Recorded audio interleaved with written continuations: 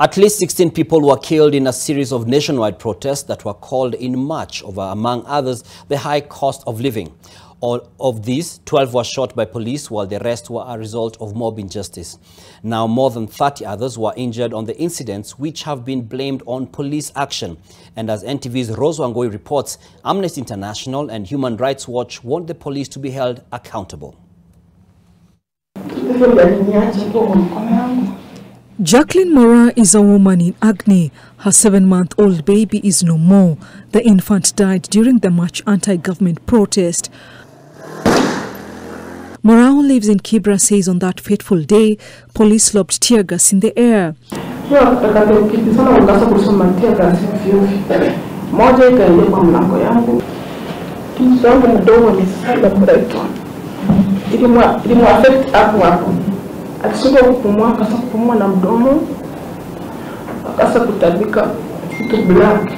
Jacqueline was hopeful that her first aid efforts managed the effects of the tear gas, but her baby's health deteriorated in the evening.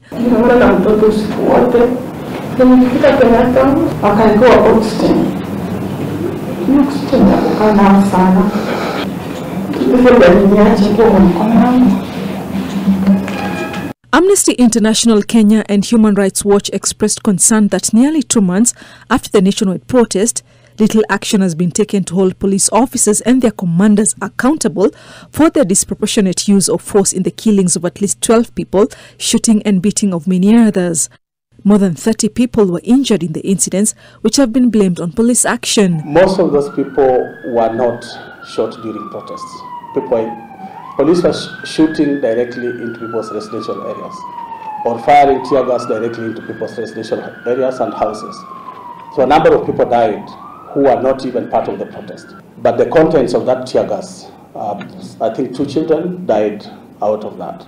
The organizations are now calling on the Independent Policing Oversight Authority, IPOA, to urgently conclude the investigations into all deaths and unjustified use of force by the police. We expect to see decisive action from the Inspector General.